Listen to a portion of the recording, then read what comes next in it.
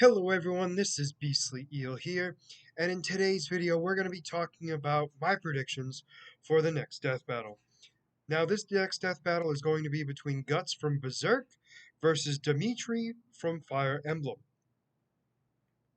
Guts, for those of you who don't remember his death battle in the last one, he is a sword-swinging demon killer. Um, Best way to describe it. Trust me when I say don't get in his way if he wants to get anywhere behind you, because he will cut right through you just to get where he needs to go. Dimitri, on the other hand, is a little bit different. He is the house leader of the Blue Lions at the Officers Academy and is the crown prince of the Holy Kingdom of, I'm not going to try to pronounce the name, but he is the Holy Kingdom. He's normally got this demeanor of chivalry and everything else, but man, do not tick him off, because he definitely has a dark side that he will go berserk on. Now, these two are very different, but also very similar at the same time. They both have a berserk stage where they go extremely more powerful, but also lose themselves when doing so. Guts is very much almost always that way, and much more on the cut somebody down without a problem way right from the get go. But it does get more, I guess you would say, prominent when he goes fully berserk.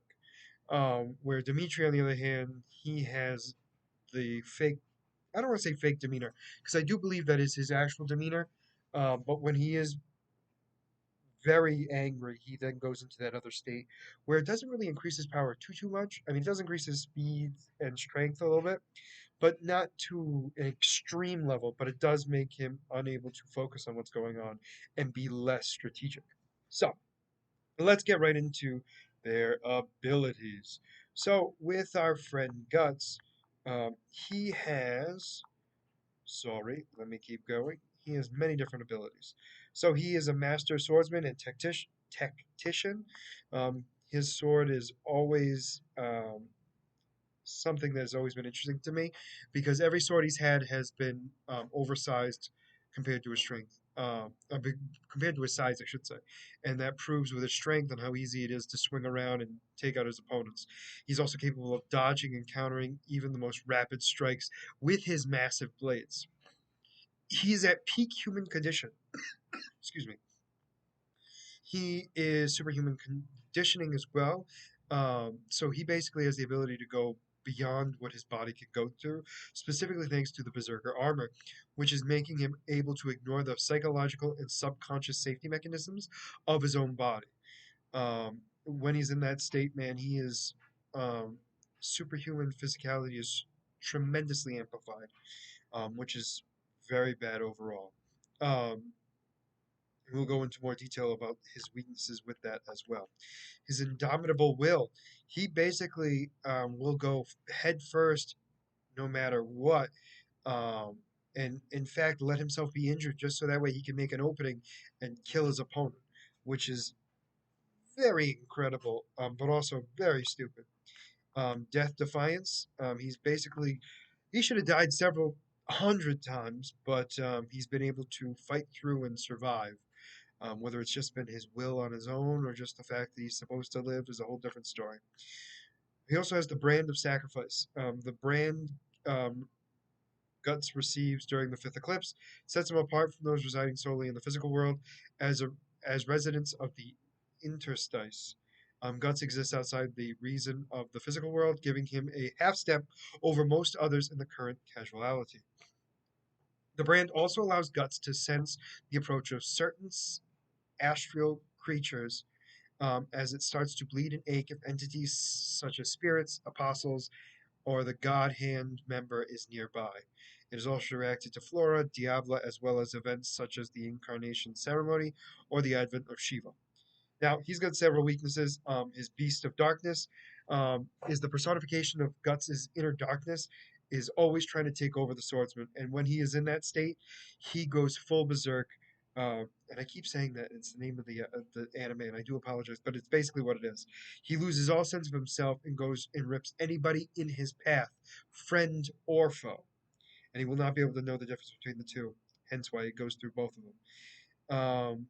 The brand of sacrifice actually causes him to have to be attacked by multiple other creatures.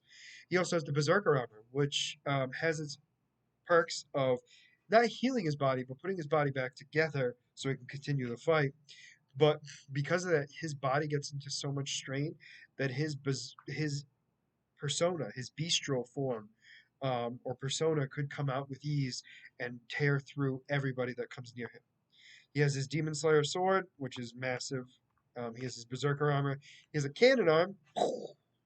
He has a repeater crossbow, throwing knives, miniature bombs.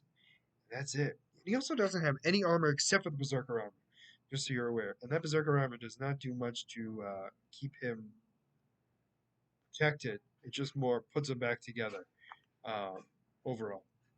So here we have Dimitri, who has his sword. He has a couple of different magical abilities, um, which is his biggest ones is he has a little bit of heal, um, recovery, obviously a little weak thunder. So those are his weak ones. His strongest one of all is Era, which I believe is the power of the wind, if I remember correctly. Um, and he has incredible abilities. He has great personal skills to get his men to go with him and everything else. But one of the biggest things about him is his when he goes berserk. I couldn't find much about his abilities and stuff like that, so I am basically winging it, basing on what I've read about from the games. He, he is very powerful, and he's definitely a threat inside the Fire Emblem universe. I'm not arguing that whatsoever. Comparatively so, though. When you look at what Guts has done and what has happened in Fire Emblem, I don't think they compare evenly. And because of that, I'm actually going to go with Guts as the winner of this death battle. Now, there's a lot I don't know about Dimitri, and I'm not going to pretend like I know a lot about him. I went in here knowing I didn't. And even with trying to do research on this, I still couldn't find much about him in the sense of his fighting skills and his feats was not very easy to find. So because of that, I'm going based on what I've seen the other Fire Emblem characters do, and kind of compare him to it, even slightly making him stronger. I have not seen. I mean, they can make massive explosions and stuff like that, but it's all stuff that Guts himself has been able to survive. So I don't see anything that Dimitri could do that could cause Guts to lose this fight. He definitely could cause him damage and everything else. I'm not arguing that, but because of sheer just raw power, I'm going with Guts as the winner of this death battle.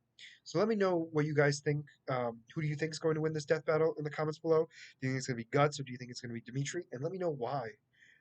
Because like I said, I'm saying Guts, but I'm going off the knowledge I hope everyone is aware of that I don't know much about Dimitri, even after my research. I'm not confident I know enough of him to make the decision. But I'm comparing him to the other Fire Emblem characters, and maybe that works out, maybe it doesn't, but that's why I'm going with Dimitri here. Um, and as always, if you like the content you see, please like and subscribe below. Other than that, this is going to be Beastly Eel signing out. Have a great night.